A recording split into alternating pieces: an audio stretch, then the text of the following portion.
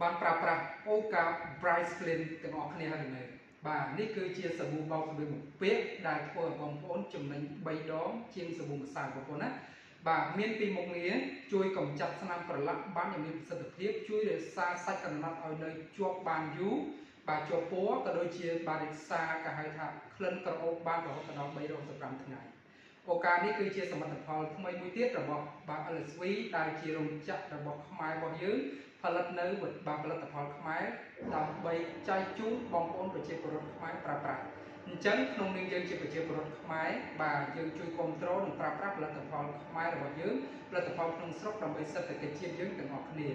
កុំភ្លេចណាបាទនេះគឺជាបាទសាប៊ូបាទបោកសម្លៀកបំពាក់ដែលប្រើបច្ចេកវិទ្យា